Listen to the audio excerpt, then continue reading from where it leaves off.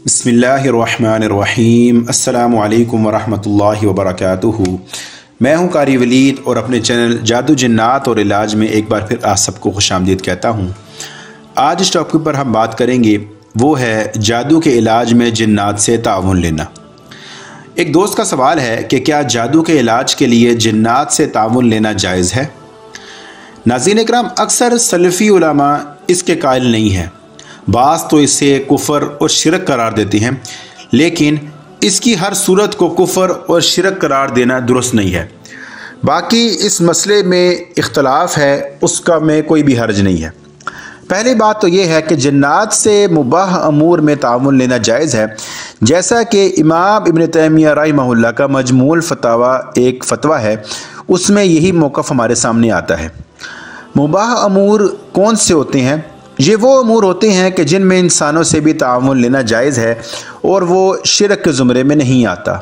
तो वैसे ही जैसे कि इंसानों से ताउन लेना जायज़ है, इसी तरह मुबाह अमूर में जिन्नात से ताउन लेना भी जायज़ है। मिसाल के तौर पर, अगर आपके घर में चोरी हो जाए तो आप चोर की तलाश के लिए लोगों से पूछगछ कर सकते हैं, खुरा उठवा सकते हैं, फिंगरप्रिंट्स के माहिरीन और पुलिस के तजर्बे से रहनुमाई ले सकते हैं। आलात जासूसी और कैमरों से मदद ली जा सकती है, या इसके साथ साथ किसी खुफिया एजेंसी के कारिंदों को भी चोर की तलाश पर लगाया जा सकता है। तो ये वो ताउन की तमाम सूरतें हैं जो कि मुबाह हैं, जायज़ हैं, और ऐसा ही ताउन जिन्नात से भी लिया जा सकता है। अगर किसी शख्स पर जादू हुआ है तो आमिल उस पर कुरान की आयत पढ़कर जादू में मुलव्वस जिन को हाज़िर करे और इससे वो मालूमात हासिल करे कि उसने जादू कैसे, कब, कहाँ और किस चीज़ पर किया है, ताकि उस जादू को ज़ायल किया जा सके। तो जिन्नात के साथ इस किस्म के इंटरेक्शन और तामुल लेने में कोई भी हर्ज नहीं है। अगर तो हम ये बात करें कि ये शिरक है, तो नाउज़ुबिल्लाह माज़अल्लाह सबसे बड़े मुशरिक तो फिर सुलेमान अलैहिस्सलाम होते हैं। अल्लाह ताला ऐसी बातों से बचा के रखे, माज़अल्लाह। और इसकी सही तोजी और क्या होगी कि सुलेमान अलैहिस्सलाम का ये खासा था, यानी शिरक करने की इजाज़त सिर्फ सुलेमान अलैहिस्सलाम को थी, बाकियों को नहीं है। इन्ना लिल्लाहि व इन्ना इलैहि राजिऊन। कुछ सोच समझ कर ही कुफ्र और शिरक के फतवे देने चाहिए।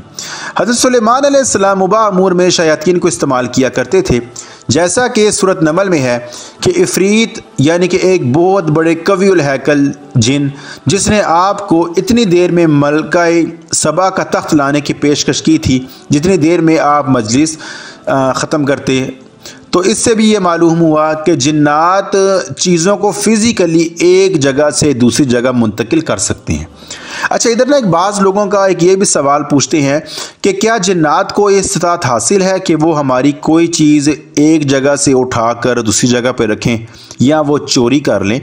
तो इसका जवाब ये है कि जिन्नात को ये इस्तात हासिल है, लेकिन ऐसा शाद और नादर होता है कि जिन्नात अमूर हमारी दुनिया में मुदाखलत नहीं करते, जैसा कि हम इंसान आम तौर पर जिन्नात की दुनिया में मुदाखलत नहीं करते कि हमें अपने मसाइल से फुर्सत ही नहीं, तो हम दुनिया जो जिन्नात की दुनिया है उसमें क्या झांकें। दुनिया में 8 अरब के करीब इंसान जो है वो आबाद हैं, लेकिन कितने हैं जो जिन्नात की दुनिया में झांकने की कोशिश करते हैं? बहुत ही कम ऐसे लोग हैं। तो यही मामला जिन्नात का भी है। ऐसा तो हो सकता है, लेकिन शादर नादिर ऐसा होता है। मिसाल के तौर पर किसी के साथ आसेब या जादू का मामला है तो ऐसा होने का इम्कान मौजूद होता है। इसी तरह जिन्नात हज़रत सुलेमान अलैहिस्सलाम के लिए बड़ी बड़ी देगें, प्याले और मुजस्मे बनाते थे, जैसा कि सूरत सबा में इसका तज़किरा मिलता है। अब यहाँ भी एक हदीस का गलत मतलब निकाल कर खलत मबहस पैदा किया गया है कि हदीस में है कि सुलेमान अलैहिस्सलाम ने यह दुआ मांगी थी कि या अल्लाह, मेरी जैसी सल्तनत और बादशाहत किसी को ना देना। तो सुलेमान अलैहिस्सलाम ने यह जो दुआ की थी कि ए परवरदिगार, ऐसी बादशाहत किसी और को ना देना जैसे मुझे अता की है, इससे मुराद ये नहीं है, क्योंकि जिन्नात उनके लिए मुसख्खर कर दिए गए थे, तो उनके बाद कोई जिन्नात से काम ही नहीं ले सकता। ऐसे तो हुआ भी कि हज़रत सुलेमान अलैहिस्सलाम के लिए मुसख्खर हवा जो है वो भी हज़रत सुलेमान अलैहिस्सलाम के लिए मुसख्खर कर दी गई थी, और आज हज़रत इंसान जो है वो हवा में उड़ता फिरता है। वो तो किसी को एतराज़ नहीं है, लेकिन एतराज़ भी हुआ तो वो सिर्फ़ इसलिए کہ جنات سے مدد لے لی گئی ہے۔ تو اس لیے اگر تو ہوا پر اعتراض کر لیا جائے پھر تو یہ بات بھی سامنے آتی ہے کہ جہاز میں سفر نہ کرو، اس سے حضرت سلیمان علیہ السلام کی دعا متاثر ہوگی۔ یہ بہت عجیب استدلال ہے۔ ان کا خیال ہے کہ سلیمان علیہ السلام نے یہ دعا خدا سے نہیں بلکہ انسانوں سے مانگی تھی کہ میری التجا ہے کہ مجھ جیسا بننے کی کوشش نہ کرنا، مطلب کن چکروں میں پڑے ہو۔ اگر یہ دعا خدا سے تھی تو قبول بھی ہو چکی تھی۔ اب اگر انسانوں میں سے بعض ایسے ہیں جو جنات سے تعاون لے لیتے ہیں تو اس کا مطلب یہ نہیں کہ انسانوں سے التجا کی ہے کہ دعا پوری ہونے دیں، بلکہ اس کا مطلب یہ ہے کہ آپ کو دعا کا معنی غلط سمجھ آیا ہے۔ جس معنی میں حضرت سلیمان علیہ السلام نے دعا کی تھی، اس معنی میں یہ دعا قیامت تک کے لیے پوری ہو چکی ہے کہ سلیمان علیہ السلام جیسے جنات کو تسخیر کرنے والی قوت کسی کو نہیں ملے گی، اور ایسا ہی ہے۔ باقی جنات کو غلام بنانا درست نہیں ہے کہ ہمارے دین نے آزاد کو غلام بنانے سے منع کیا ہے۔ تو ہم جنات سے رضاکانہ تعاون لینے کی بات کر رہے ہیں۔